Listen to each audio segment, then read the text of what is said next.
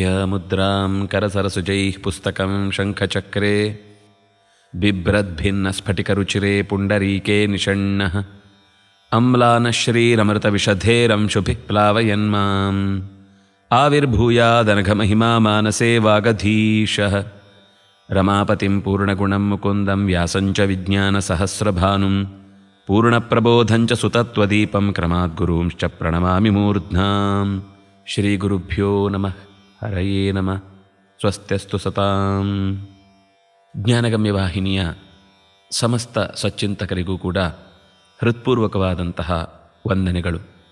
ನಮ್ಮ ನಿತ್ಯ ಕರ್ತವ್ಯಗಳಲ್ಲಿ ನಮ್ಮ ಬೆಳಗಿನ ಆಹ್ನಿಕಗಳನ್ನು ಮುಗಿಸಿ ಪೂಜಾದಿಗಳನ್ನು ಪೂರೈಸಿ ನಿತ್ಯದ ಉಳಿದಂತೆ ವ್ಯವಹಾರದ ಕರ್ತವ್ಯಗಳನ್ನು ಮುಗಿಸಿ ಮರಳಿ ಮನೆಗೆ ಬಂದ ಬಳಿಕ ಸಾಯಾನ್ನದ ಪ್ರಾರ್ಥನಾದಿ ಕ್ರಮಗಳನ್ನು ಕೊನೆಗೊಳಿಸಿ ಮನೆಯ ದೇವರ ಕೋಣೆಯಲ್ಲಿ ಒಂದು ಸುಂದರವಾದ ದೋಲಾದಲ್ಲಿ ಅಥವಾ ತೊಟ್ಟಿಲಿನಲ್ಲಿ ಭಗವಂತನನ್ನು ತೂಗುವುದು ಅಂತ ಒಂದು ಕ್ರಮ ಇದೆ. ಅದು ಬಹಳ ಅಗತ್ಯವಾದ ಕರ್ತವ್ಯ.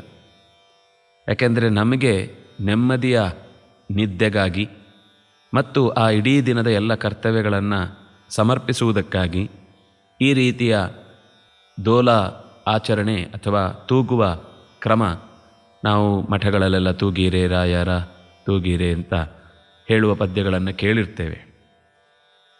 ಅನೇಕ ಜೋಜೋ ಲಾಲಿ ಪದ್ಯಗಳೂ ಇವೆ. ಶಾಸ್ತ್ರೀಯವಾಗಿ ಒಂದು ಅಪರೂಪದ ಅತ್ಯಂತ ಪ್ರಾಚೀನವಾದ ಒಂದು ಭಗವಂತನನ್ನು ಮಲಗಿಸುವ ಕಾಲದ ಸ್ತುತಿಯೊಂದು ಪಾಂಗ್ರಿ ಶ್ರೀನಿವಾಸಾಚಾರ್ಯರು ಅಂತ ಅವರ ಆಹ್ನಿಕ ಪದ್ಧತಿಯಲ್ಲಿ ಅದು ನಿರೂಪಣೆಗೊಂಡಿರುವಂಥದ್ದು ಅತ್ಯಂತ ಸುಂದರವಾದ ಪದ್ಯ. ಅದನ್ನು ನಾವು ಅನುಸಂಧಾನಪೂರ್ವಕವಾಗಿ ಮಾಡಿದರೆ ಬಹುಶಃ ಅನೇಕ ಥರದ ದೋಷಗಳನ್ನು ನಾವು ಕಳ್ಕೊಳ್ಳುವುದರ ಜೊತೆಗೆ ಒಂದು ನೆಮ್ಮದಿಯ ವಾತಾವರಣ ಮನೆಯ ತುಂಬ ತುಂಬಿಕೊಳ್ಳುತ್ತೆ ಅನ್ನುವುದು ಆ ಶ್ಲೋಕಗಳನ್ನು ನಾವು ಗಮನಹರಿಸಿದರೆ ಗೊತ್ತಾಗುವ ಸಂಗತಿ. ಸಂಜೆಯ ಒಂದು ಸಣ್ಣ ಪ್ರಮಾಣದ ಅದನ್ನು ರಾತ್ರಿ ಪೂಜೆ ಅಂತ ಕರೆಯುವುದಿದೆ. ಆ ಪೂಜೆಯನ್ನು ಮುಗಿಸಿ ದೇವರನ್ನು ತೊಟ್ಟಿಲಲ್ಲಿಟ್ಟು ತೂಗುವಾಗ ಈ ಸ್ತೋತ್ರವನ್ನು ಪಠಿಸುವ ಕ್ರಮ ಇದೆ. ಚಿನ್ಮಯ ಪಾಲಕ ನಿದ್ರ ಸಖೇಸ್ಮಿನ್ ದಾರುಮಯೇ ಕಥಂ ಆಸ್ವಪಿಷಿತ್ವಂ ಭಕ್ತಜನಾರ್ಪಿತತೋಷ ನೃಸಿಂಹ ಕೃಷ್ಣ ಸುಖಂ ಕುರು ಪಾಲಕ ನಿದ್ರಾ ಜೋ ಜೋ. ಆನಂದಮಯವಾದ ಅರಿವೇ ಶರೀರವಾಗಿರುವ ಓ ಪಾಲಕ ಶಕ್ತಿಯೇ, ನಿದ್ರಸಖೆ ಅಂತ ಒಂದು ಸುಂದರವಾದ ನಾಮವನ್ನು ಹೇಳುತ್ತಾರೆ. ನಿದ್ದೆಯಲ್ಲೂ ನಮಗೆ ಸಖನಾಗಿರುವವನು ಒಬ್ಬನೇ. ಅದು ಗಾಢ ನಿದ್ದೆ ಇರಬಹುದು, ಕನಸಿನ ಪ್ರಪಂಚ ಇರಬಹುದು. ತೈಜಸನಾಗಿಯೋ ಪ್ರಾಜ್ಞನಾಗಿಯೋ ನಮ್ಮ ಜೊತೆಗಿದ್ದು ನಮ್ಮ ಉಳಿದ ಉಸಿರಾಟ ಅಥವಾ ದೇಹದಲ್ಲಿ ನಡೆಯುವ ರಕ್ತ ಪರಿಚಲನೆ ಇದ್ಯಾವುದು ನಮ್ಮ ಗಮನದಲ್ಲೇ ಇಲ್ಲದೆ ಅನಾಯಾಸವಾಗಿ ನಡೀತಾ ಇರುತ್ತೆ. ಇನ್ನೂ ಎಚ್ಚರದ ಕಾಲದಲ್ಲಿ ನಾವು ಮಾಡಿಕೊಂಡ ಅನೇಕ ಥರದ ಹಾನಿಗಳನ್ನು, ಅದು ಆರೋಗ್ಯ ಹೆಚ್ಚು ಕಮ್ಮಿ ಆಗಲಿಕ್ಕೆ ಕಾರಣವಾದಂತಹ ಆಹಾರದ ಸೇವನೆ ಇರಬಹುದು, ನಾವು ಬಿದ್ದು ಮಾಡಿಕೊಂಡ ಅಪಘಾತದ ಗಾಯಗಳಿರಬಹುದು, ಇದೆಲ್ಲ ಪೂರ್ತಿ ಮತ್ತೆ ಸರಿಯಾಗುವುದು ನಿದ್ದೆಯ ಕ್ರಮದಿಂದಾಗಿ. ನಿದ್ದೆಯನ್ನು ನಾವು ಚೆನ್ನಾಗಿ ನಡೆಸಿದೆವು ಅಂತಾದಾಗ ಅದು ನಮಗೆ ವಿಶೇಷವಾದಂತಹ ನಾವು ರೀಕವರ್ ಆಗುವುದು ಅಂತ ಹೇಳ್ತೇವಲ್ಲ, ಮರಳಿ ಫ್ರೆಶ್ ಆಗುವುದು ಅಂತ ಅದಕ್ಕೆ ಕಾರಣವಾದದ್ದು ನಿದ್ದೆ. ಆ ನಿದ್ದೆಯಲ್ಲಿ ನಮಗೆ ಆ ಥರದ ದೈಹಿಕವಾದ ವಿಶ್ರಾಂತಿಯನ್ನು ಕೊಟ್ಟು ಮತ್ತೆ ಎಲ್ಲ ದೇಹದ ಜೀವಕಣಗಳು ಪುನರುಜ್ಜೀವನಗೊಳ್ಳುವುದಕ್ಕೆ ಕಾರಣವಾಗುವಂತಹ ಶಕ್ತಿ ನಿದ್ರ ಸಖನಾಗಿ ಭಗವಂತ ನಮಗೆ ನಡೆಸಿಕೊಡುತ್ತಾನೆ. ಅವನನ್ನು ನೆನಪಿಸಿಕೊಂಡು ಹೇಳ್ತಾರೆ, ನನ್ನ ನಿದ್ದೆಯಲ್ಲಿ ನನಗೆ ನಿರಂತರ ಸಹಾಯ ಮಾಡುವ ಗೆಳೆಯ ನೀನು, ಹಾಗಾಗಿ ನಿನಗೆ ನಾನು ಚೆನ್ನಾಗಿ ತೂಗಿ ಮಲಗಿಸುವ ಆಸೆ ಹೊತ್ತಿದ್ದೇನೆ. ಅಸ್ಮಿನ್ ದಾರುಮಯೇ ಕಥಂ ಆಸ್ವಪಿಷಿತ್ವಂ. ಈ ಮರದ ತೊಟ್ಟಿಲಿನಲ್ಲಿ ನೀನು ಹೇಗೆ ಮಲಗ್ತಿ?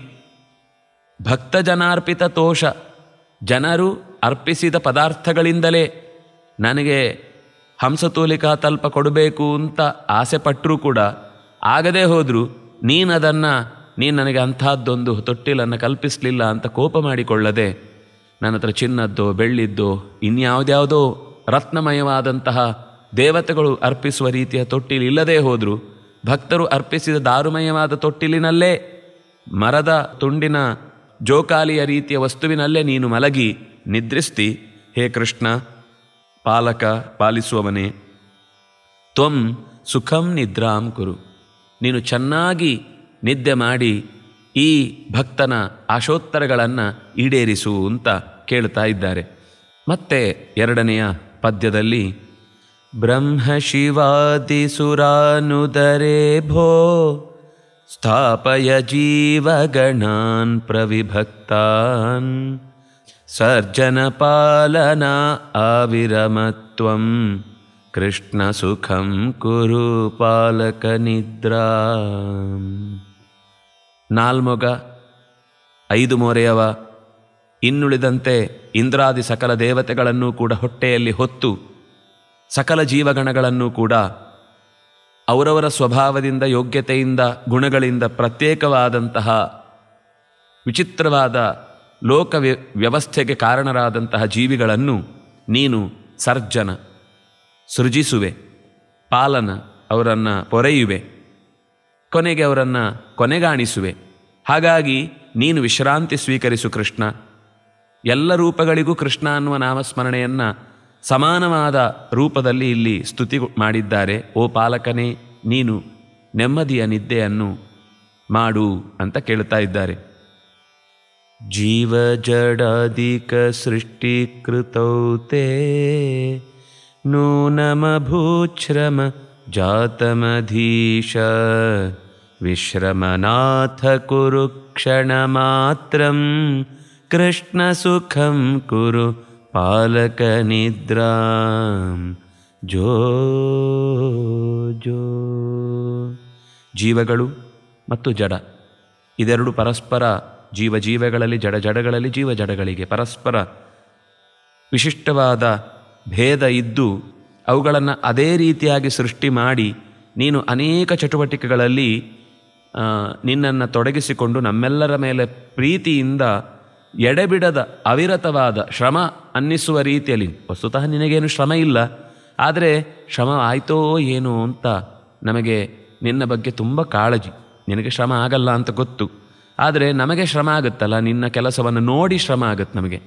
ಆ ಶ್ರಮವನ್ನು ಪರಿಹರಿಸುವುದಕ್ಕೋಸ್ಕರ ಜಾತಂ ಅಧೀಶ, ನಿನ್ನ ಶ್ರಮಜಾತವಾದಂತಹ ಈ ಸುಸ್ತನ್ನು ಕಳೆದುಕೊಳ್ಳುವುದಕ್ಕೆ ವಿಶ್ರಮನಾಥ, ಓ ನಾಥನೇ ವಿಶ್ರಮಿಸು. ಕ್ಷಣ ಮಾತ್ರ, ನೀನು ಬಹಳ ಹೊತ್ತು ನಿದ್ದೆ ಮಾಡಲ್ಲ ಅಂತ ಗೊತ್ತು, ನಿನ್ನ ನಿದ್ದೆಗೂ ಯೋಗ ನಿದ್ದೆ ಅಂತಲೇ ಹೆಸರು. ಆದ್ದರಿಂದಾಗಿ ಹೇ ಕೃಷ್ಣ, ತ್ವಂ ಪಾಲಕ ಸುಖಂ ನಿದ್ರಾಂ ಕುರು, ಚೆನ್ನಾದ ನಿದ್ದೆಯನ್ನು ಈ ತೊಟ್ಟಿಲಲ್ಲಿ ಕಳೆ. ವಾರಿಣಿ ಖೇಲನತೋ ಶ್ರಮಜಾತ ಸತ್ಯ ನೃಪೋದ್ಧರಣೈಕಮನಾಸ್ತ್ವಂ ನಾಪಿ ಕದಾಶ್ರಮ ದುಃಖ ಮುಖಂತೆ ಕೃಷ್ಣ ಸುಖಂ ಕುರು ಪಾಲಕ ನಿದ್ರಾ ಜೋ ಜೋ. ನೀರಿನಲ್ಲಿ ಮೀನನಾಗಿ ಮುಂದಿನ ಮನ್ವಂತರಕ್ಕೆ ಬೇಕಿರುವ ಸಮಸ್ತ ಬೀಜ ಸಂಪತ್ತನ್ನು ಸತ್ಯವ್ರತನಿಗೆ ಹೇಳಿ ಅವನೇ ಮುಂದೆ ವೈವಸ್ವತ ಮನುವಾಗಿ ಬಂದಾಗ ಹೊತ್ತುಕೊಂಡು ಬಂದು ಮತ್ತೆ ಹೊಸ ಮನ್ವಂತರಕ್ಕೆ ಬೇಕಿರುವ ಎಲ್ಲ ಸಜ್ಜಿಕೆಗಳನ್ನು ನೀನು ನಡೆಸಿ ನಿನಗೆ ಓಡಾಟ ಮಾಡಿ ಮಾಡಿ ಶ್ರಮ ಆಗಿರಬೇಕು. ನಿನಗೆ ಎಂದೂ ಕೂಡ ಶ್ರಮ ಅನ್ನುವ ದುಃಖದ ಸ್ಥಿತಿ ಇಲ್ಲವೇ ಇಲ್ಲ. ನೀನು ಯಾವತ್ತೂ ಕೂಡ ಸುಖಮುಖಿಯಾಗೇ ಇರುವವನು, ಮಂದಸ್ಮಿತನಾಗಿಯೇ ಪ್ರತಿಯೊಂದು ಸ್ವೀಕರಿಸುವವನು.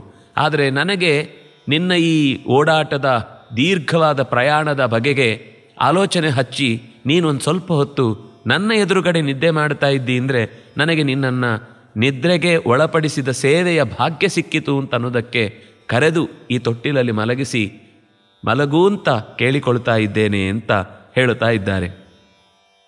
ಭೂಧರಧಾರಕ ಪೃಷ್ಠಸುದೇಶೇ ವೀರ್ಯಗುಣಾನ್ಸ್ತವ ಕೋನುವದೇನ್ನ ಪಾರ್ಥಿವರೇಣುಗಣಾನ್ ವಿಮಮೇಯಃ ಕೃಷ್ಣ ಸುಖಂ ಕುರು ಪಾಲಕ ನಿದ್ರಾ ಜೋ ಜೋ. ಭೂಮಿಯನ್ನು ಹೊತ್ತು ಸುಸ್ತಾಗಿರಬೇಕು, ಬೆನ್ನಿನ ಮೇಲೆ ಆ ಪರ್ವತವನ್ನು ನೀನು ಹೊತ್ತು ನಿಂತಾಗ ಅದು ಮಂದರ ಪರ್ವತ ಏನು ಸಾಮಾನ್ಯವಾದದ್ದಲ್ಲ. ಇಡೀ ಪರ್ವತಗಳ ರಾಶಿಯಲ್ಲಿ ಬಹಳ ದೊಡ್ಡ ಪ್ರಮಾಣದ್ದು. ಅಂತಹ ಪರ್ವತವನ್ನು ಎತ್ತಿದ ನಿನ್ನ ಅಸಾಧಾರಣವಾದ ಸಾಮರ್ಥ್ಯವನ್ನು ಲೋಕದಲ್ಲಿ ಯಾರಾದರೂ ಮನುಷ್ಯನಾದವನು ಹೇಳಿ ನಿನ್ನ ಗುಣಗಾನ ಮಾಡುವುದು ಸಾಧ್ಯವಿದೆಯೇ? ಭೂಮಿಯ ಮಣ್ಣಿನ ಕಣಗಳನ್ನಾದರೂ ಲೆಕ್ಕಿಸಿಯೇವು, ಆದರೆ ನಿನ್ನ ಗುಣಗಳ ಲೆಕ್ಕಾಚಾರದಲ್ಲಿ ನಮ್ಮ ಕೈ ಬೆರಳು, ಮನಸ್ಸು, ಲೋಕದ ಎಲ್ಲ ರೀತಿಯ ಲೆಕ್ಕಾಚಾರಕ್ಕೆ ಉಪಯೋಗಿಸಬಹುದಾದ ಯಂತ್ರಗಳು ಕೂಡ ಸೋತೇ ಹೋಗುತ್ತವೆ ಅನ್ನುವುದೇ ನನ್ನ ನಿಜವಾದ ಅನುಭವ. ಅಂತಹ ಓ ಕೃಷ್ಣನೇ, ನಿನ್ನ ಅಸಾಧಾರಣವಾದ ಕರ್ಮವನ್ನು ನಡೆಸಿದ್ದಕ್ಕೆ ನಾನು ನಿನ್ನನ್ನು ಚೆನ್ನಾಗಿ ತೂಗ ಬಯಸುತ್ತಿದ್ದೇನೆ. ನಿದ್ರೆಯನ್ನು ಸುಖವಾಗಿ ಮಾಡು, ಮಲಗು ಅಂತ ಕೇಳ್ತಾ ಇದ್ದಾರೆ. ಹೇ ಕೃಷ್ಣ, ನಿನಗೆ ಅತ್ಯಂತ ಪ್ರೀತಿಯ ಅಪ್ಪುಗೆಯ ನಿದ್ದೆಯನ್ನು ಮಾಡು ಅಂತ ಕೇಳಿಕೊಳ್ತಾ ಇದ್ದೇನೆ. ಸೂಕರ ರೂಪಮಥೋದಿತಿ ಜಘ್ನಂ ದಾಸಗಣಾರ್ಚಿತ ಪಾದ ಸರೋಜಂ ಭೂಮಿ ವಿಧಾರಕ ಧಾರಯಸೇ ತ್ವಂ ಕೃಷ್ಣ ಸುಖಂ ಕುರು ಪಾಲಕ ನಿದ್ರಾ ಜೋ ಜೋ. ಸೂಕರ ರೂಪಕ, ನೀನು ವರಾಹ ರೂಪವನ್ನು ತೊಟ್ಟು ದಿತಿಜನಾದಂತಹ ಹಿರಣ್ಯಾಕ್ಷನನ್ನು ಸಂಹರಿಸಿದೆ. ಎಂಥ ಒಂದು ದೊಡ್ಡ ಕೆಲಸ ನಿನ್ನದು. ಕಕ್ಷೆಯಿಂದ ಕಳಚಿ ಹೋದ ಭೂಮಿಯನ್ನು ಮತ್ತೆ ಮರಳಿ ಸೇರಿಸುವುದು ಅಂದರೆ ಅಷ್ಟು ಸುಲಭದ ಮಾತಲ್ಲ. ಆದರೆ ನೀನು ಋಷಿಮುನಿಗಣ ಎಲ್ಲವೂ ಕೂಡ ಸೇರಿಕೊಂಡು ತಮ್ಮ ನಿತ್ಯದ ಆಹ್ನಿಕದ ಸಮಯ ವ್ಯತ್ಯಾಸವಾಗಿ ದಾಸರಂತೆ ನಿನ್ನನ್ನು ಅನನ್ಯವಾಗಿ ಸ್ತುತಿಸಿದರು. ನಿತ್ಯ ಕರ್ಮಾನುಷ್ಠಾನಕ್ಕೆ ಭೂಮಿಯ ಚಲನೆಯ ವ್ಯತ್ಯಾಸದಿಂದ ಸೂರ್ಯೋದಯ ಸೂರ್ಯಾಸ್ತಗಳ ಪರಿಚಯ ಇಲ್ಲದೆ ಹೋದದ್ರಿಂದ ಕಾಲೇ ಸಂಧ್ಯಾಂ ಪ್ರಕುರ್ವೀತ ಅನ್ನುವ ಮಾತಿಗೆ ನಾವು ಬದ್ಧರಾಗಿ ನಡೀತಾ ಇದ್ದವರು ಇವತ್ತು ಸ್ಮೃತಿ ವಿರುದ್ಧವಾಗಿ ನಡೆಯುವಂತಹ ದುಸ್ಥಿತಿ ಒದಗಿ ಬಂದಿದೆ ಅಂತ ಕೇಳಿ ನಿನ್ನ ಚರಣ ಕಮಲಗಳಲ್ಲಿ ತಲೆಯೊಡ್ಡಿ ನೊಸಲೊತ್ತಿ ನೀನೇ ನನ್ನನ್ನು ಕಾಪಾಡಬೇಕು ಅಂತ ಕೇಳಿಕೊಂಡಾಗ ತ್ವರೆಯಿಂದ ಓಡಿ ಬಂದು ಆ ಭೂಮಿಯನ್ನು ಧಾರಕ ಎತ್ತಿ ಹಿಡಿದು ಮತ್ತೆ ಅಲ್ಲೇ ಕಕ್ಷೆಯಲ್ಲಿ ಕೂಡಿಸಿ, ಎಷ್ಟು ಸುಸ್ತಾಗಿರಬಹುದೋ ಏನು, ಬಾ ತೊಟ್ಟಿಲಲ್ಲಿರಿಸಿ ಮಲಗಿಸುವೆ. ಓ ಕೃಷ್ಣ, ನಿನ್ನನ್ನು ನನ್ನ ಮನೆಯಲ್ಲಿ ತೂಗಿ ಚೆನ್ನಾಗಿ ಹಾಡಿ ಹೊಗಳಿ ನಿನ್ನನ್ನು ಮಲಗಿಸುವ ಆತುರ ಒಂದು ತಾಯಿಯ ಭಾವದಿಂದ ನಾನು ಕಾಣ್ತಾ ಇದ್ದೇನೆ. ಬಾ ಮಲಗು. ದೈತ್ಯ ಹೃದೋತಿ ವಿದಾರಣ ರಕ್ತೈ ಹಸ್ತಮುಖೈರತಿ ಶೋಭಸಿ ವಿಷ್ಣು ದೈತ್ಯಸುತೆ ಕೃತ ನಿತ್ಯ ಕೃಪೇಶ ಕೃಷ್ಣ ಸುಖಂ ಕುರು ಪಾಲಕ ನಿದ್ರಾ ಜೋ ಜೋ. ನೀನು ಕೃಷ್ಣ, ಅಸುರರ ಪ್ರಾಣವನ್ನು ಹೀರಿದವ ಕರ್ಷತಿ. ಎಲ್ಲ ರೂಪಗಳಿಗೂ ನಿನಗೆ ಕೃಷ್ಣ ಅಂತ ಹೆಸರು. ಯಾಕೆ ಅಂದರೆ ಮೀನನ ಅಂತಹ ಕಣ್ಣು ಇದ್ದರೆ ಅದು ಬಹಳ ಆಕರ್ಷಕವಾದ ಕಣ್ಣು, ಆದ್ದರಿಂದಾಗಿ ಕೃಷ್ಣ. ದೈತ್ಯರ ಸಮಸ್ಯೆಯನ್ನು ಪರಿಹರಿಸಿದವನು ನೀನು, ಮತ್ತೆ ಅವರಿಗೆ ಮರಳಿ ಸಂಪತ್ತು ಒದಗುವಂತೆ ಮಾಡಿಕೊಟ್ಟವನು ನೀನು, ಆದ್ದರಿಂದಾಗಿ ಕೃಷ್ಣ. ಕೆಳಗೆ ಬಿದ್ದು ಹೋದ ಭೂಮಿಯನ್ನು ಮತ್ತೆ ಕರ್ಷತಿ ವಾಪಸ್ಸು ಕಕ್ಷೆಯಲ್ಲಿ ಕೂಡಿಸಿದವನೇ ನೀನು, ಆದ್ದರಿಂದಾಗಿ ಕೃಷ್ಣ.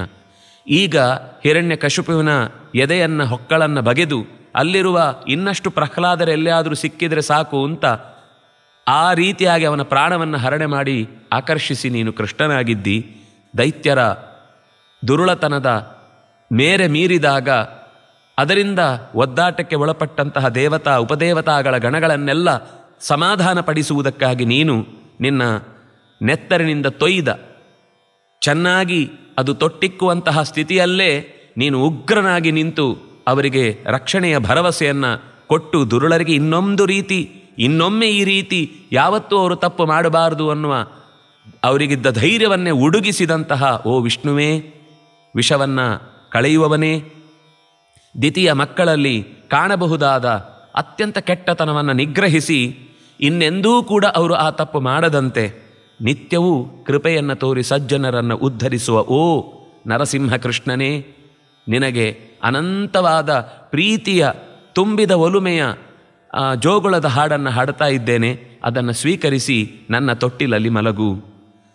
ದಂಡಕಮಂಡಲು ಸೂತ್ರ ಸುಶೋಭಿನ್ ಪತ್ರಯ ಯಾಚಕ ಹೇ ಬಲಯೇ ತ್ವಂ ಏಹಿ ಹರೇ ಕರುಣಾಕರತೂರ್ಣಂ ಕೃಷ್ಣ ಸುಖಂ ಕುರು ಪಾಲಕ ನಿದ್ರಾಂ ಜೋ ಜೋ.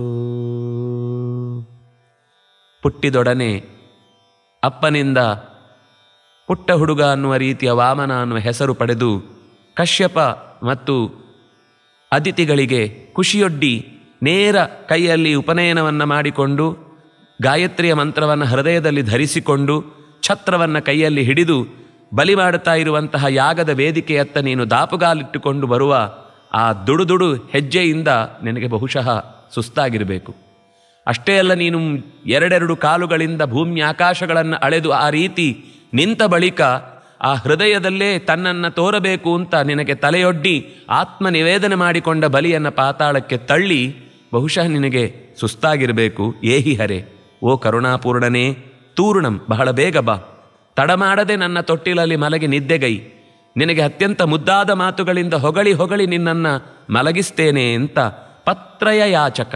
ಪತ್ ಅಂದರೆ ಹೆಜ್ಜೆ, ತ್ರಯ ಅಂದರೆ ಮೂರು ಹೆಜ್ಜೆಗಳಿಂದಲೇ ಇಡೀ ಜಗತ್ತನ್ನು ಪಡೆದು ಸುಸ್ತಾಗಿರಬೇಕು ನಿನಗೆ. ಆದ್ದರಿಂದಾಗಿ ನನ್ನ ತೊಟ್ಟಿಲಲ್ಲಿ ಮಲಗು, ನಿದ್ದೆಗೈ.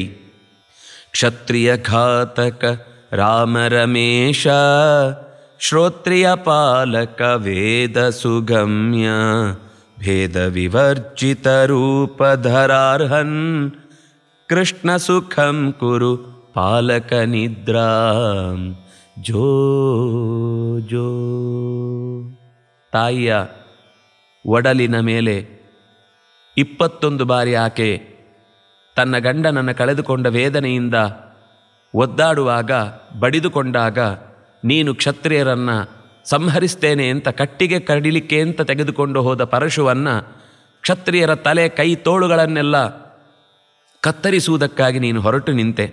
ರಮೆಯರಸನೇ, ಆ ಕಾಲದ ಎಲ್ಲ ವೇದಜ್ಞರನ್ನು ಕಾಪಿಟ್ಟು ಅವರಿಗೆ ಬೇಕಿರುವಂತಹ ಭೂಭಾಗಗಳನ್ನೆಲ್ಲ ಕಾಶ್ಯಪನೇ ಮೊದಲಾದವರಿಗೆ ಕೊಟ್ಟು ವೇದದಿಂದ ಚೆನ್ನಾಗಿ ಪ್ರತಿಪಾದ್ಯನಾಗಿ ನಿನ್ನೊಳಗೆ ನೀನು ವ್ಯತ್ಯಾಸವಿಲ್ಲದೆ, ಅಥವಾ ನೀನು ರಾಮನ ಕೈಗೆ ವೈಷ್ಣವ ಧನುಸ್ಸನ್ನು ಒಪ್ಪಿಸುವಾಗ ಲೋಕಕ್ಕೆ ಬೇರೆ ಬೇರೆಯಾಗುವಂತೆ ಕಂಡರೂ ಕೂಡ ನಿನ್ನಲ್ಲಿ ಭೇದ ವಿವರ್ಜಿತತ್ವ, ನಿನ್ನ ರೂಪಗಳಿಗೂ ನಿನ್ನ ಗುಣಗಳಿಗೂ ನಿನ್ನ ಕಾರ್ಯಗಳಿಗೂ ನಿನ್ನ ಯಾವುದೇ ಆದಂತಹ ಸಂಪರ್ಕದ ನಿನ್ನಿಂದ ಆಗುವಂತಹ ವ್ಯವಸ್ಥೆಗಳಿಗೆ ಭೇದವಿಲ್ಲದೆ ಅತ್ಯಂತ ಸಹಜವಾಗಿ ಕಾಣಿಸಿಕೊಳ್ಳುವಂತಹ ಓ ಭಗವಂತನೇ, ಪರಶುರಾಮಕೃಷ್ಣನೇ, ಯಾಕೆಂದರೆ ನೀನು ಅಷ್ಟೂ ಕ್ಷತ್ರಿಯರ ಧೈರ್ಯವನ್ನು ಕಸಿದು ಬಿಟ್ಟೆ, ಅಷ್ಟೂ ಕ್ಷತ್ರಿಯರ ದುರಾಲೋಚನೆಗಳನ್ನು ತರಿದು ಬಿಟ್ಟೆ, ಅಷ್ಟೂ ಕ್ಷತ್ರಿಯರಿಗೆ ಮತ್ತೊಮ್ಮೆ ಭೂಮಿಯಲ್ಲಿ ಯಾವ ವೇದಜ್ಞರನ್ನೂ ಕೂಡ ಹಿಂಸಿಸಬಾರದು ಅನ್ನುವಂತಹ ಅವರಲ್ಲಿರುವ ಉದ್ದಟತನವನ್ನು ಆಕರ್ಷಿಸಿ ಕತ್ತರಿಸಿ ನಮ್ಮನ್ನೆಲ್ಲ ಬದುಕುವಂತೆ ಮಾಡಿದೆ. ಓಡಾಡಿ ಅದೇನು 1-2 ಸರ್ತಿಯೋ 21 ಸರ್ತಿ ಭೂಮಿಯನ್ನು ಸುತ್ತಿ ಬರುವ ಸುಸ್ತು ನಿನಗೆ ಈಗ ನನ್ನ ತೊಟ್ಟಿಲಲ್ಲಿ ಬಂದಾಗ ಕಳೆದು ಹೋಗುತ್ತೆ. ಬಾ ಓ ಪರಶುರಾಮ ಕೃಷ್ಣನೇ, ಸುಖವಾಗಿ ನಿದ್ದೆ ಮಾಡು. ಶಾಪ ವಿಮೋಹಿತ ರಾವಣ ಶತ್ರೋ ಲಕ್ಷ್ಮಣ ಚರ್ಚಿತ ಭೂಮಿ ಸುತೇಶ, ವಾಯುಸುತ ಪ್ರಿಯ ದಾಶರಥೇ ತ್ವಂ, ಕೃಷ್ಣ ಸುಖಂ ಕುರು ಪಾಲಕ ನಿದ್ರಾಂ, ಜೋ ಜೋ. ಶಾಪ ಪಡೆದು ತಾನೇನು ಮಾಡ್ತಾ ಇದ್ದೇನೆ ಎನ್ನುವುದೇ ಪ್ರಜ್ಞೆ ಇಲ್ಲದ ರಾವಣ ಜಗತ್ತಿನಾದ್ಯಂತ ಇರುವ ಅಪರೂಪದ ಸೊತ್ತುಗಳನ್ನೆಲ್ಲ ತನ್ನ ಮನೆಯಲ್ಲಿರಬೇಕು ಅಂತ ಸ್ವತಃ ಕುಬೇರನನ್ನೂ ಬಿಡದೆ ಪುಷ್ಪಕವನ್ನು ಅಪಹರಿಸಿದ, ಅವನ ಲಂಕೆಯನ್ನೇ ಅಪಹರಿಸಿದ. ಇಂಥ 100 ಹೆಣ್ಣು ಮಕ್ಕಳನ್ನು, 1000 ಹೆಣ್ಣು ಮಕ್ಕಳನ್ನು ತನ್ನ ಅಂತಃಪುರದಲ್ಲಿ ಕೂಡಿಟ್ಟು ಲೋಕಕ್ಕೆ ಅತ್ಯಂತ ರಾವಣ ಅನ್ನುವ ಶಬ್ದದ ಅರ್ಥವೇ ಅಳಿಸಿದವನು. ಎಲ್ಲರನ್ನೂ ನೋಯಿಸಿ ಅತ್ಯಂತ ದುಃಖವನ್ನಿತ್ತಂತಹ ರಾವಣನನ್ನು ಕೊಂದವನು ನೀನು. ಲಕ್ಷ್ಮಣನಂತಹ ಅತ್ಯಂತ ಪ್ರಿಯನಾದ ತಮ್ಮನಿಂದ ನಿರಂತರ 14 ವರ್ಷಗಳ ಸೇವೆಯನ್ನು ಕೊಂಡವನು ನೀನು. ಭೂಮಿ ಸುತೆಯಾದಂತಹ ಸೀತೆಯ ಒಡೆಯನಾದವನು, ನಿನ್ನ ಸೇವೆಗಾಗಿ ನಿರಂತರ ಜೊತೆಗೇ ಇದ್ದಂತಹ ವಾಯುಸುತನಾದ ಆಂಜನೇಯನನ್ನು, ಮಾರುತನನ್ನು ಅಪ್ಪಿಕೊಂಡವ. ನಿನ್ನನ್ನೇ ನೀನವನಿಗೆ ಕೊಟ್ಟು ಅವನ ಕಾರ್ಯದಕ್ಷತೆಗೆ ಬೇರೇನು ಕೊಡುವುದು ಅಂತ ತೋಚದಂತೆ ಭಕ್ತನಿಗೆ ಕೊಡಬಹುದಾದ ಆಲಿಂಗನವನ್ನೇ ಕೊಟ್ಟವನು ನೀನು. ಓ ದಶರಥನ ಮಗನೇ, ರಾಮಕೃಷ್ಣನೇ ಅಂತ ಕರೀತಾ ಇದ್ದಾರೆ. ದಾಶರಥೇ ಕೃಷ್ಣ, ದಾಶರಥಿಯಾದ ಓ ಕೃಷ್ಣನೇ, ಸುಖವಾಗಿ ಸಮುದ್ರವನ್ನು ದಾಟಿ ರಾವಣಾದಿಗಳನ್ನು ಕೊಂದು, ಏಕೆಂದರೆ ಅಯೋಧ್ಯೆಯಿಂದ ಲಂಕೆ ತನಕ ಹೋಗಿ ಅಷ್ಟು ದೂರ ನಡೆದ ಸುಸ್ತು ನಿನಗೆ ಸ್ವಲ್ಪ ನನ್ನ ತೊಟ್ಟಿಲಲ್ಲಿ ಮಲಗಿದಾಗ ನಿನ್ನ ಕಾಲೊತ್ತುವೆ. ಮೈಯೊತ್ತುವೆ, ನಿನಗೆ ಉಂಟಾದ ಶ್ರಮಗಳನ್ನೆಲ್ಲ ಕಳೆದು ನನ್ನ ತೊಟ್ಟಿಲಲ್ಲಿ ಮಲಗಿಸುವೆ ಬಾ ರಾಮಚಂದ್ರ ಅಂತ ಪ್ರೀತಿಯಿಂದ ಇಲ್ಲಿ ನಿದ್ದೆ ಮಾಡು ಅಂತ ಕೇಳ್ತಾ ಇದ್ದಾರೆ.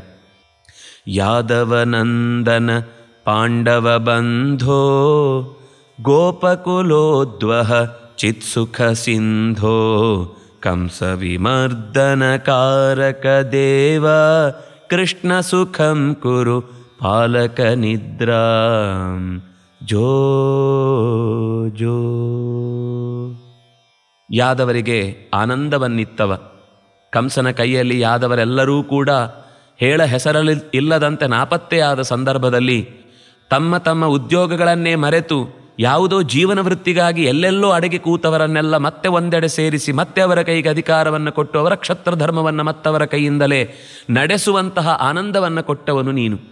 ಒಂದೊಂದು ಶಬ್ದವು ಅದರ ಹಿಂದಿನ ಎಷ್ಟು ದೀರ್ಘವಾದವನ ಇತಿಹಾಸವನ್ನು ಅದು ತೋರಿಕೊಡುತ್ತೆ ಅಂದರೆ ಅದು ಸಂಸ್ಕೃತದ ಪದಗಳಲ್ಲಿ ಹಿಡಿದಿಡಬಹುದಾದ ಸಾಮರ್ಥ್ಯ ಅಂತ ನಾವು ಭಾವಿಸಬೇಕು. ಪಾಂಡವ ಬಂಧು ಅಂದರೆ ಪಾಂಡವರ ಇಡೀ ಕತೆ ಬಂತು. ಎಷ್ಟು ಸರ್ತಿ ಪಾಂಡವರಿಗೆ ಬಂಧುತ್ವದ ಮೂಲಕವಾಗಿ ಅವರನ್ನು ಮಮ ಪ್ರಾಣಾಹಿ ಪಾಂಡವಾಹ ಅಂತ ಕಾಪಿಟ್ಟನು. ಅದೆಲ್ಲ ಪ್ರಸಂಗಗಳಲ್ಲಿ ಇಲ್ಲಿ ನೆನಪಿಸಿಕೊಳ್ಬೇಕು. ಯಾಕೆ ಹೀಗೆ ನೆನಪಿಸಿಕೊಳ್ಬೇಕು ಅಂದರೆ ನಮ್ಮ ಬದುಕಿಗೂ ಭಗವಂತ ಬಂಧುವಾಗಿ ಬರ್ತಾನೆ. ನಮ್ಮೊಳಗೂ ಸೇರಿಕೊಂಡ ಹಿರಣ್ಯಾಕ್ಷ, ಹಿರಣ್ಯಕಶಿಪು, ರಾವಣ, ಕುಂಭಕರ್ಣರಂತಹ ದುರುಳರನ್ನು ತರೆದು ಅವನಿಗೆ ಆಯಾಸ ಆಗುವುದಿಲ್ಲ, ನಮ್ಮ ಹೃದಯ ಕಮಲದಲ್ಲಿ ಬಂದು ನೆಲೆಸಿ ಈ ತೊಟ್ಟಿಲಲ್ಲೇ ನಿನ್ನನ್ನು ತೂಗುತ್ತೇನೆ ಬಾ ಅಂತ ಕೇಳುವ ಒಂದು ಪ್ರೀತಿಯನ್ನು ಈ ಪದ್ಯದ ಮೂಲಕ ಆ ರಚಯಿತೃಗಳು ತನ್ನ ಪ್ರೀತಿಯನ್ನು ತೋರಿಸ್ತಾ ಇದ್ದಾರೆ. ಗೋಪಕುಲೋದ್ವಹ, ಗೋಪರ ಮನೆಯಲ್ಲೇ ಇದ್ದು ಆ ಕುಲವನ್ನು ಉದ್ಧರಿಸಿಬಿಟ್ಟ. ಅವರಿಗೆಲ್ಲರಿಗೂ ಜೀವನದುದ್ದಕ್ಕೂ ಕೂಡ ಕೃಷ್ಣನನ್ನು ನಾವು ನಮ್ಮ ಒಟ್ಟಿಗೆ ಇದ್ದು ಓಡಾಡಿದ್ದಕ್ಕಾಗಿ ಎಂಥ ಹೆಮ್ಮೆ ಇತ್ತು, ಎಂತಹ ಸಂತೋಷ ಇತ್ತು. ಅವರ ಮನಸ್ಥಿತಿಯನ್ನೇ ಉದ್ವಹಗೊಳಿಸಿದ, ಮೇಲಕ್ಕೆ ಎತ್ತಿ ನಿಲ್ಲಿಸಿದ. ಚಿತ್ ಸುಖ ಬಂಧೋ, ಚಿತ್ ಮತ್ತು ಸುಖ, ಜ್ಞಾನ ಮತ್ತು ಆನಂದವನ್ನು ಒದಗಿಸುವವನು, ಅದನ್ನು ಕೊಟ್ಟು ನಮಗೆ ಬಂಧು ಆಗಬೇಕಾದವನು. ಕಂಸ ವಿಮರ್ದನ ಕಾರಕ, ಕಂಸನನ್ನು ಚೆನ್ನಾಗಿ ವಿಮರ್ದನಗೈದು ಚೆನ್ನಾಗಿ ಅವನನ್ನು ಸದೆಬಡಿದು ಆ ಇಡೀ ಮಥುರೆಯ ಜನಕ್ಕೆ ನೆಮ್ಮದಿಯ ಉಸಿರನ್ನು ಬಿಡುವಂತೆ ಮಾಡಿದ ಓ ಕೃಷ್ಣ ಕೃಷ್ಣ ದೇವಕೃಷ್ಣ ಸುಖಂ ಚೆನ್ನಾಗಿ ನನ್ನ ತೊಟ್ಟಿಲಲ್ಲಿ ವಿಶ್ರಾಂತಿಗೈಯು ಅಂತ ಕೇಳ್ತಾ ಇದ್ದಾರೆ. ಬುದ್ಧತನೋ ಜಗದೀಶ ವಿಭೋತ್ವಂ ಪಾಲಯ ಪಾಲಯ ಕಲ್ಕಿ ಸ್ವರೂಪ ಹಾರಯ ಹಾರಯ ಸಂಸ್ಕೃತಿ ದುಃಖಂ ಕೃಷ್ಣ ಸುಖಂ ಕುರು ಪಾಲಕ ನಿದ್ರಾಂ ಜೋ ಜೋ. ಬುದ್ಧನ ಶರೀರವನ್ನು ತೊಟ್ಟು ಜಗತ್ತಿಗೆ ಒಡೆಯನಾಗಿ ವಿವಿಧ ರೂಪಗಳಲ್ಲಿ ಕಾಣುವಂತೆ ಇಲ್ಲೂ ಕೂಡ ವೇದದಿಂದ ಪ್ರತಿಪಾದ್ಯನಾಗಿಯೂ ಕೂಡ ವೇದದ ಬಗ್ಗೆ ಏನೂ ಮಾತನಾಡದೆ ಮೌನ ವಹಿಸಿದಂತಹ ಓ ಬುದ್ಧನೇ ಪಾಲಯ, ನಮ್ಮೆಲ್ಲರನ್ನು ಕಾಪಿಡು, ಓ ಪಾಲಯ ಪಾಲಯ ಅಂತ ಮತ್ತೆ ಮತ್ತೆ ಕೇಳ್ತಾ ಇದ್ದಾರೆ. ಯಾಕೆಂದರೆ ಅಂಥವರ ಉಪದ್ರವ ಈಗ ಇನ್ನೂ ಜಾಸ್ತಿ ಇದೆ. ಅವನ ಹೆಸರು ಹೇಳಿಕೊಂಡು ಬೇಕಾದಷ್ಟು ಅನರ್ಥ ಪಟ್ಟಗಳನ್ನೆಲ್ಲ ಜೊತೆಗೆ ಅಂಥದ್ದೇ ಚಿಂತನೆಗಳನ್ನೆಲ್ಲ ಜಗತ್ತಿನಲ್ಲಿ ಹರಿಯಬಿಟ್ಟು ಮೂಲ ಧರ್ಮಕ್ಕೇನೆ ಕೊಡಲಿಯೇಟು ಹಾಕುವಂತಹ ರಕ್ಕಸರಂತೆ ವರ್ತಿಸುವಂಥವರನ್ನು ನೀನು ದೂರಕ್ಕೆ ಅಟ್ಟಿ ನಮ್ಮನ್ನು ಕಾಪಾಡು. ಓ ಕಲ್ಕಿ ಸ್ವರೂಪ ಹಾರಯ ಹಾರಯ, ಕಲ್ಕಿಯ ರೂಪದಲ್ಲಿ ಬಂದು ಕಲಿಯನ್ನು ಕೃಂತತೀತಿ ಕಲ್ಕಿ, ಕಲಿ ದೋಷಗಳನ್ನೆಲ್ಲ ದೂರಗಳಿಸು ಸಂಸ್ಕಾರದ ದುಃಖವನ್ನು ಪರಿಹರಿಸು ಓ ಕೃಷ್ಣ, ಓ ಕಲ್ಕಿ ಕೃಷ್ಣನೇ, ಓ ಬುದ್ಧ ಕೃಷ್ಣನೇ, ನನ್ನ ಮನೆಯಲ್ಲಿ ನನ್ನ ತೊಟ್ಟಿಲಲ್ಲಿ ಸುಖವಾಗಿ ನಿದ್ರಿಸು. ಜ್ಞಾನಘನಸ್ಯ ಕುತಸ್ತವ ನಿದ್ರಾ ಲೋಕವಿಮೋಹನಮೇವ ತದೇವಂ ಲೋಕವಿಲಕ್ಷಣ ನಿತ್ಯ ಸುಖಾದೇ ಕೃಷ್ಣ ಸುಖಂ ಕುರು ಪಾಲಕ ನಿದ್ರಾಂ ಜೋ ಜೋ. ಜ್ಞಾನವೇ ಮೈವೆತ್ತಿ ಬಂದ ರೂಪ. ನಿದ್ರೆ ಅಂದರೆ ಅಜ್ಞಾನದ ಪ್ರವೇಶ. ಜ್ಞಾನವೇ ಎತ್ತಿ ಬಂದವನಿಗೆ ನಿದ್ದೆಯಲ್ಲಿಂದ ಬರಬೇಕು, ಅಜ್ಞಾನದ ಸ್ಪರ್ಶ ಎಲ್ಲಿ ಆಗಬೇಕು? ಜ್ಞಾನ ಘನನಾದವನಿಗೆ ಎಂದೂ ಅಜ್ಞಾನದ ಸ್ಪರ್ಶವೇ ಇಲ್ಲ. ಇದು ಒಂದು ಸಾಲು ಸಾಕು ಜಗತ್ತಿನಲ್ಲಿ ಅವನ ಸಾಮರ್ಥ್ಯ ಏನು ಅಂತ ತಿಳಿಸ್ಲಿಕ್ಕೆ. ಯಾಕೆಂದರೆ ದೇವರಿಗೆ ಅಜ್ಞಾನ ಬರುವುದಾದರೆ ಅವನು ದೇವರು ಹೇಗೆ? ಅಲ್ಲ, ಯಾವುದೋ ಒಂದು ಕಾಲದಲ್ಲಿ ಬರುತ್ತೆ ಅಂದರೆ ಆಗ ದೇವರಲ್ವ ಅವನು? ಅಲ್ಲ, ಒಂದು ಶರೀರದಲ್ಲಿ ಮಾತ್ರ ಬರುತ್ತೆ ಅಂದರೆ ಅಲ್ಲಿ ದೇವರು ಇಲ್ವ ಅವನು? ಅಂತಹ ಸಾಮರ್ಥ್ಯ ಅವನಿಗೆ ಅಲ್ಲಿ ಕಳೆದೋಯ್ತು ಅಂತನ. ಹಾಗಾಗಿ ಅವರು ಹೇಳಿದರು ಜ್ಞಾನಘನಸ್ಯ ಕುತಸ್ತವ ನಿದ್ರಾ. ಇದು ಬಹಳ ದೊಡ್ಡ ಪ್ರಮಾಣದ ಒಂದು ಚರ್ಚಾ ವಿಷಯದಂತೆ, ಆದರೆ ಅತ್ಯಂತ ಸಲೀಸಾಗಿ ಒಂದು ನಿದ್ದೆಯ ವಿಷಯದಲ್ಲಿ ಸೇರಿಸಿ ಇಲ್ಲಿ ನಿರೂಪಣೆ ಮಾಡಿದ್ದಾರೆ. ಹಾಗಾಗಿ ಅಜ್ಞಾನದ ಮಹಾದೋಷವನ್ನು ಅಜ್ಞಾನ ದುಃಖ ಭಯರೋಗ ಮಹಾವಿಷಾಣಿ ಯೋಗೋಯಮಾಶು ವಿನಿಹಂತಿ ಸುಖಂಚ ದದ್ಯಾತ್ ಅಂತ ಹೇಳುವ ಭಗವಂತ ನಮ್ಮಲ್ಲಿರುವ ಅಜ್ಞಾನವನ್ನು ಕಳೆಯಬೇಕು. ಅವನು ಜ್ಞಾನ ಸ್ವರೂಪನಾಗಿರುವುದರಿಂದ ಅವನಿಗೆಂದೂ ನಿದ್ದೆ ಇಲ್ಲ, ಆಯಾಸ ಇಲ್ಲ, ಅಥವಾ ನಮ್ಮಂತೆ ಸಂಸಾರಕ್ಕೆ ಸಂಬಂಧಪಟ್ಟಂತಹ ಗಾಯ ಆಗುವುದು, ನಿದ್ದೆ ಬರುವುದು, ಬೇಸರ ಆಗುವುದು, ಹಿಂಸೆ ಆಗುವುದು, ಅವಮಾನ ಅಂತ ಅನಿಸೋದು, ಈ ಥರದ ಸಣ್ಣ ಪುಟ್ಟ ಲೋಪದೋಷಗಳಿಗೆ ಒಳಗಾಗುವ ನಮ್ಮ ವ್ಯಥೆಯಂತೆ ಅವನಿಗೆಂದೂ ಕುತಃ ಎಲ್ಲಿದೆ ಅವನಿಗೆ ಅಂತಹ ದೋಷಗಳು? ಎಲ್ಲೂ ಇಲ್ಲ. ಯಾಕೆಂದರೆ ಅವನು ಜ್ಞಾನಘನ. ಆದರೆ ಲೋಕ ವಿಮೋಹನಂ, ಲೋಕದ ಜನರಿಗೆ ನಾವು ಒಂದು ನಿದ್ದೆ ಮಾಡಿ ಸಂತೋಷ ಪಡುವುದಕ್ಕೆ ಹೇಗೆ ನಿತ್ಯದ ಚಟುವಟಿಕೆಗಳಲ್ಲಿ ತೊಡಗಿ ಮುಗಿದ ಮೇಲೆ ಮಲ್ಕೊಳ್ತೇವೋ ಹಾಗೆ ಭಗವಂತನನ್ನು ಮಲಗಿಸುವುದು ಅಂತ ಅನ್ನೋದು ನಮಗೆ ನಾವು ಭಗವಂತನಲ್ಲಿ ನಮ್ಮಲ್ಲಿರಿಸಿ ಕೇಳಿಕೊಳ್ಳುವಂತಹ ಒಂದು ಅನುಭವ. ಮತ್ತು ದುರುಳರಿಗೆ ಭಗವಂತನಿಗೂ ನಿದ್ದೆ ಬರುತ್ತೆ, ಭಗವಂತನು ಕಷ್ಟಪಡ್ತಾನೆ, ಅವನ ಮೈಯೂ ಕೂಡ ಕವಚ ಕತ್ತರಿಸಲ್ಪಟ್ಟು ರಕ್ತ ಸೋರಿ ಒದ್ದಾಡ್ತಾನೆ ಅಂತ ಈ ಎಲ್ಲ ಭ್ರಮೆಗಳು ಬರುವುದಕ್ಕೆ ಕಾರಣವಾಗುವಂತೆ ನೀನು ನಡ್ಕೊಳ್ತಿ. ಲೋಕವಿಲಕ್ಷಣ ನಿತ್ಯ ಸುಖಾದೆ, ಲೋಕದಲ್ಲಿ ಬೇರೆಯವರಂತಲ್ಲ, ನೀನು ನೀರಲ್ಲ, ಗಾಳಿಯಲ್ಲ, ಬೆಳಕಲ್ಲ, ಆಗಸವಲ್ಲ, ಏನೂ ಅಲ್ಲ, ನೀನು ಅಲ್ಲ, ನೀನು ನಾವು ತಿಳಿದ ಯಾವ ಸಂಗತಿಯೂ ಅಲ್ಲ, ಅದಕ್ಕಿಂತ ಆಚೆ ನೀನಿಲ್ಲ ಅಂತ ಮಾತ್ರ ಹೇಳಬಾರ್ದು. ಅದರಿಂದಾಗಿ ಓ ಕೃಷ್ಣನೇ, ಸುಖವಾಗಿ ನನ್ನನ್ನು ಪಾಲಿಸುವುದಕ್ಕಾಗಿ ನನ್ನ ತೊಟ್ಟಿಲಲ್ಲಿ ನೀನು ಮಲಗು ಅಂತ ಕೇಳ್ತಾ ಇದ್ದಾರೆ. ಸ್ತೋತ್ರ ವಿಲೇಖನ ಜಾತಮಭೀಷ್ಟಂ ಶ್ರೀ ಗುರುರಾಪತು ಪುಣ್ಯಮನಲ್ಪಂ ತೇನ ಭವೇನ್ಮಮ ಯೋಗ್ಯ ಸುಖಾಪ್ತಿ ಪಾಹಿ ಗುರೋ ತ್ವಮತೋರ್ಮಮ ಧ್ಯಾಮಾಂ ಜೋ ಜೋ.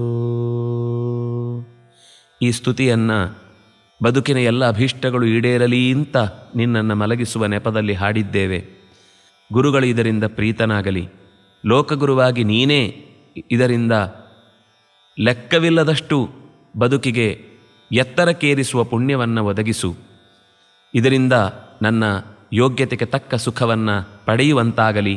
ಪಾಹಿ, ರಕ್ಷಿಸು ನನ್ನನ್ನು. ನಿನ್ನ ಅಭಿಪ್ರಾಯಕ್ಕೆ ಅಂದರೆ ನಿನ್ನ ಒಪ್ಪಿಗೆಗೆ ನಾನು ಒದಗಿದೆ ಅಂದರೆ ನೀನೇನಂದುಕೊಂಡಿದೆಯೋ ಅದರಂತೆ ನನ್ನ ಬದುಕಾಗಲಿ ಅಂತ ನಾನು ಕೇಳಿಕೊಳ್ಳುವುದಕ್ಕೋಸ್ಕರ ಈ ಸ್ತುತಿಯನ್ನು ಮಾಡಿದ್ದೇನೆ ಅಂತ ಹೇಳಿ, ಯಾರು ಈ ಸ್ತುತಿಯನ್ನು ಪಠಿಸುತ್ತಾರೋ ಅವರಿಗೆ ಮುರಾರಿ ತುಷ್ಟನಾಗಿ ಎಲ್ಲ ಅಭೀಷ್ಟಗಳನ್ನು ಈಡೇರಿಸಿ ಅವರ ಬದುಕಿನ ದುಃಖಗಳನ್ನೆಲ್ಲ ದೂರ ಮಾಡ್ತಾನೆ. ಯಾವಾಗ ಭಗವಂತ ತುಷ್ಟನಾಗ್ತಾನೋ ಅವನು ಈ ಭೂಮಿಯಲ್ಲೂ ಕೂಡ ಎಲ್ಲ ರೀತಿಯ ಜನಗಳಿಂದಲೂ ಕೂಡ ಆರಾಧ್ಯನಾಗ್ತಾನೆ. ಅವನನ್ನು ಸುಲಭದಲ್ಲಿ ಯಾರೂ ಬಾಗಿಸುವುದಕ್ಕೆ ಸಾಧ್ಯವಿಲ್ಲ. ಓ ಕೃಷ್ಣನೇ, ಓ ಅಚ್ಯುತನೇ, ಓ ನರಹರಿಯೇ, ಓ ಇಡೀ ಜಗತ್ತನ್ನು ಕಾಪಿಡುವ ದೇವನೇ, ನಿಮಿತ್ತ ಕಾರಣಾಗಿ ಜಗತ್ತನ್ನು ತನ್ನುದರದಲ್ಲಿ ಇರಿಸಿಕೊಂಡು ಮತ್ತೆ ಸೃಷ್ಟಿಯ ಕಾಲದಲ್ಲಿ ಹೊರತಂದು ಅದನ್ನು ಚೆನ್ನಾಗಿ ನೋಡಿಕೊಳ್ಳುವ ನಿಮಿತ್ತ ಶಕ್ತಿಯೇ, ನಿನಗೆ ಮತ್ತೆ ಮತ್ತೆ ಶತ ನಮನಗಳು ಅಂತ ಪಾಂಗ್ರಿ ಶ್ರೀನಿವಾಸಾಚಾರ್ಯರು ನಿತ್ಯದ ಸ್ತೋತ್ರದ ಸಾಲಿನಲ್ಲಿ ಭಗವಂತನನ್ನು ಮಲಗಿಸುವಾಗ ಹೀಗೆ ಹಾಡಿ ಅವನನ್ನು ಗುಣಗಾನ ಮಾಡಿ ಪ್ರಾರ್ಥಿಸಿದರೆ ನಮಗೂ ನೆಮ್ಮದಿಯ ನಿದ್ದೆ ಬರುತ್ತೆ. ಆ ನಿದ್ದೆ ಮರುದಿವಸದ ಒಳ್ಳೆಯ ಕೆಲಸಕ್ಕೆ ಮತ್ತೆ ಹುರುಪನ್ನು ಕೊಡುತ್ತೆ. ನಿದ್ದೆ ಅನ್ನುವುದು ಮನುಷ್ಯ ಶರೀರದಲ್ಲಿದ್ದಾಗ ಅನಿವಾರ್ಯವೇ, ಅದು ಸಾಧನೆ ಆಗುವ ತನಕ. ಆಮೇಲೆ ಸಾಧಕರು ಈ ನಿಯಮಗಳನ್ನೆಲ್ಲ ಮೀರ್ತಾರೆ ಅಂತ ನಾವು ಅನೇಕ ಕಥೆಗಳಲ್ಲಿ ನೋಡ್ತೇವೆ. ಅವರಿಗೆ ನಿದ್ದೆಯೇ ಇರುವುದಿಲ್ಲ. ಅವರು ಎಷ್ಟು ದಿವಸ ಆದರೂ ಕೂಡ ಈ ಹೊರಗಿನ ಪ್ರಪಂಚದಲ್ಲಿ ಎಲ್ಲರೂ ಸೇವಿಸುವ ಹಾಗೆ ಆಹಾರವನ್ನು ಸ್ವೀಕಾರ ಮಾಡುವುದಿಲ್ಲ. ಇದೆಲ್ಲ ಸಾಧನೆಯ ನಂತರದ ಬದುಕು. ಆದರೂ ಲೋಕದಲ್ಲಿರುವಂತೆ ಎಲ್ಲರ ಮುಂದೆ ಕಾಣಿಸಿಕೊಳ್ತಾರೆ. ಆದರೆ ಆ ಸಾಧನೆಯ ದಾರಿಯ ಕಡೆಗೆ ಸಾಗುವುದಕ್ಕೆ ಪೂರ್ವದಲ್ಲಿ ಬೇಕಿರುವ ಆರೋಗ್ಯ, ಒಳ್ಳೆಯ ಮಾನಸಿಕ ದೈಹಿಕ ಎರಡೂ ಆರೋಗ್ಯಗಳನ್ನು ಕಲ್ಪಿಸಿಕೊಂಡು ಭಗವಂತ ಕೊಟ್ಟ ಶರೀರದಿಂದ ಅವನನ್ನೇ ಪಡೆಯುವುದಕ್ಕಾಗಿ ದೇಹದ ಎಲ್ಲ ಇಂದ್ರಿಯಗಳನ್ನು ಅವನಲ್ಲಿ ಮುಡಿಪಾಗಿಟ್ಟು ಪ್ರಾರ್ಥಿಸುವುದಕ್ಕೆ ಬೇಕಿರುವ ಸುಂದರವಾದ ಪ್ರಾರ್ಥನೆಯನ್ನು ಇಲ್ಲಿ ಕಲ್ಪಿಸಿಕೊಟ್ಟದ್ದಕ್ಕಾಗಿ ಆಚಾರ್ಯರನ್ನು ವಿಶೇಷವಾಗಿ ಸ್ಮರಿಸಿ ಈ ಮಾಹಿತಿಯನ್ನು ಇಂಥದ್ದೊಂದು ಹೇಳಬಹುದು ಅಂತ ನೆನಪು ಮಾಡಿಕೊಟ್ಟಂತಹ ಮಿತ್ರರಾದ ಕೃಷ್ಣನೂರಿತ್ತಾರನ್ನು ಸ್ಮರಿಸಿ ಈ ಜ್ಞಾನ ಸೇವೆಯನ್ನು ನಮಗೆ ಸಮಾಜಕ್ಕೆ ಸಿಗಲಿ ಅನ್ನುವ ದೃಷ್ಟಿಯಿಂದ ಪ್ರೋತ್ಸಾಹಿಸಿದವರು, ಅದರಲ್ಲಿ ತೊಡಗಿದವರು ಶ್ರೀರಂಗಯ್ಯ ಚಿತ್ರದುರ್ಗ ಅವರು. ಅವರ ಮಡದಿಯಾದ ಸುಶೀಲಮ್ಮ ಅವರ ನೆನಪಿನಲ್ಲಿ ಈ ಸತ್ಕರ್ಮವನ್ನು ನಡೆಸಿದ್ದಾರೆ. ಇದರಿಂದಾಗಿ ವಿಶೇಷವಾಗಿ ಅವರ ಬದುಕಿನಲ್ಲೂ ಕೂಡ ಒಳ್ಳೆಯ ನೆಮ್ಮದಿಯ ಘಟನೆಗಳನ್ನು ಅನುಭವಗಳನ್ನು ಅವರು ಪಡೆಯುವಂತಾಗಿ ಭಗವಂತನಲ್ಲಿ ಇನ್ನಷ್ಟು ರಕ್ತಿಯನ್ನು ಪಡೆದು ಶಕ್ತಿಯನ್ನು ಹೊಂದಿ ಬದುಕಿನುದ್ದಕ್ಕೂ ಭಗವಂತನ ಭಕ್ತರಾಗಿ ಉಳಿದರೆ ಯಾವುದೇ ರೀತಿಯಾದ ಕೆಟ್ಟ ಅಂಶಗಳು ನಮ್ಮನ್ನು ಕಾಡುವುದಿಲ್ಲ ಅನ್ನುವ ಮಾತು ಸತ್ಯವಾಗಲಿ ಅಂತ ಪ್ರಾರ್ಥಿಸಿ ಈ ಮಾತುಗಳನ್ನು ಮಧ್ವೇಶಾರ್ಪಣಮಸ್ತು ಅಂತ ಸಮರ್ಪಿಸ್ತಾ ಇದ್ದೇನೆ.